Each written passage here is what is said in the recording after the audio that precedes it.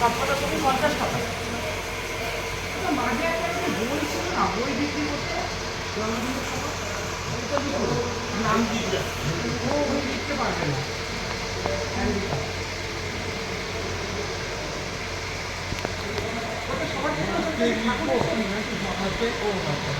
আপনি লিখতে পারেন।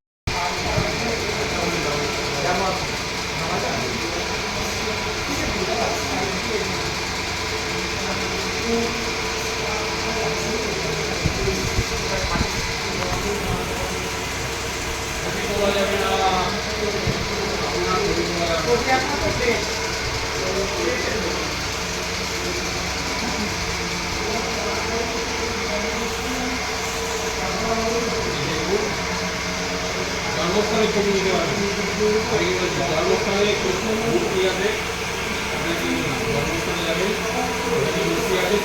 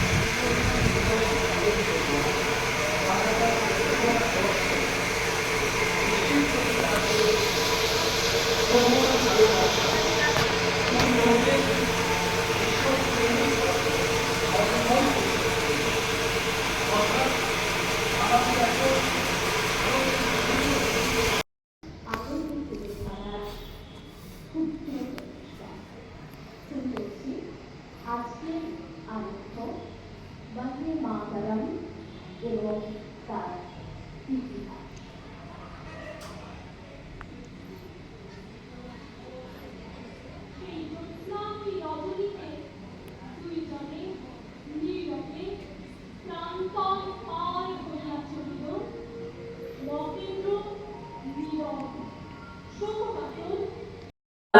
সৌভাগ্য পাওয়ার জন্য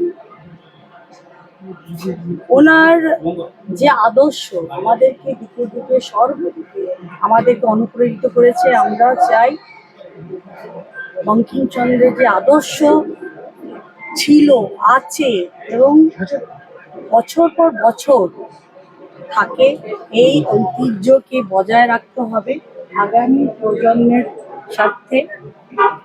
এত সুন্দর অনুষ্ঠান, সবাইকে আমি ধন্যবাদ জানাই এত সুন্দর অনুষ্ঠানটা আয়োজিত করার জন্য।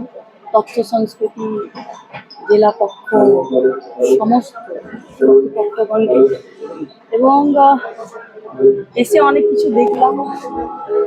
আমি প্রথমবারে খুব ভালো লাগলো। ওনার শল দেখলাম, ওনার টেবিল চেয়ার দেখলাম, অনেক কিছু দেখলাম। আজকে আলাদা এখান থেকে শক্তি অর্জন করে যাচ্ছি, আর আপনাদের আশীর্বাদ আর আপনার সহযোগিতায় মার্গদর্শনে এই রাজ্যকে শক্তিশালী করার সংকল্প নিয়ে মাননীয় মুখ্যমন্ত্রী শুভেন্দুদার নেতৃত্বে আমরা আগামী দিনে করতে চলেছি। ছাত্রছাত্রীদেরকে এই বিষয়ে তুলে ধরার জন্য, বঙ্কিমচন্দ্র চট্টোপাধ্যায়ের বিষয়ে তুলে ধরার জন্য কি কি ধরনের পদক্ষেপ নেওয়ার চিন্তা ভাবনা আছে? মাননীয় মুখ্যমন্ত্রী অনেক কিছু নিয়েছে, আগামী দিনে অনেক কিছু হতে চলেছে। বাংলার সংস্কৃতি, ঐতিহ্য, গৌরব এবং বাঙালিদের স্বাভিমান বজায় রাখতে অনেক কিছু মাননীয় মুখ্যমন্ত্রী করতে চলেছে। দেখে যান, এই তো 1 মাস হয়েছে, 1 থেকে 1.5 মাস হয়েছে, তার মধ্যে এত কিছু হলো। বঙ্কিমচন্দ্র কলেজ নিয়ে কোনো নতুন পরিকল্পনা? অনেক কিছু চলছে, অনেক কিছু। সব বলে দেওয়া হবে, সব বলে দেওয়া হবে। হ্যাঁ। মন্ডল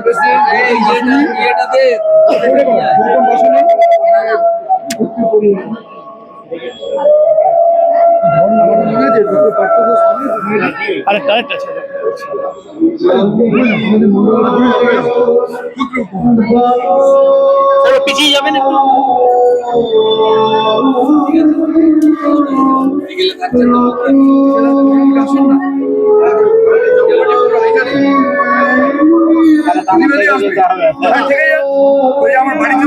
বলছি সন্দেশখালী নবনির্বাচিত বিধায়ক, সন্দেশখালী এখন কি পয়সা?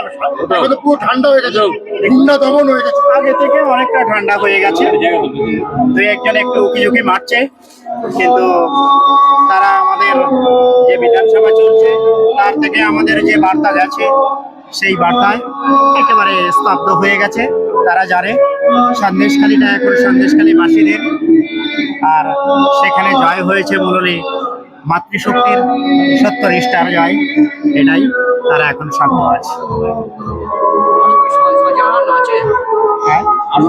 আছে। যারা ছিল তারা ইঁদুরের মতো গর্ত খুঁজে নিয়েছে, তারা এখন হিমঘরে চলে গেছে। আশা করছি আর তাদের আর দেখা পাওয়া যাবে না। তাদের সাঙ্গপাঙ্গরা যারা আছে তারা সব পলাতক। আমাদের কর্মীদের দ্বারা আর ভয় দেখাতে হয়নি বা কিছু করতে হয়নি, তারা নিজেরাই পালিয়ে গেছে তাদের রাস্তাটা ছেড়ে। গত 12 বছরে যে বিভূষিকরণ হয়েছে সন্দেশখালী ছিল, তার থেকে হচ্ছে এখনকার সন্দেশখালী কতটা এগিয়ে নিয়ে যেতে পারে?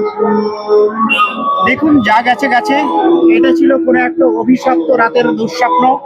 আমরা সেই দুঃস্বপ্ন থেকে ভুলতে চাইছি, মানুষ সামনের দিকে এগিয়ে যেতে চাইছে। আমাদের সিএম শুভেন্দু অধিকারী মহাশয়, তার নেতৃত্বে, পশ্চিমবঙ্গ সরকারের নেতৃত্বে আমরা আমাদের সমাজ ও শক্তিশালী দেশ গঠনে সবাই এগিয়ে আসছি। আশা করছি আমরা সামনের দিকে এগিয়ে যাব।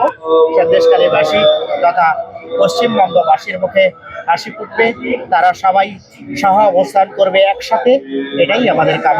এই সরকারের ভয় আউট, ভরসা ইন সরকার একদম আমাদের তো সরকারের সেটাই ছিল, কিন্তু তার সাথে সাথে আরো একটা লাইন ছিল, সবকা সাথ, সবকা বিকাশ, সবকা বিশ্বাস।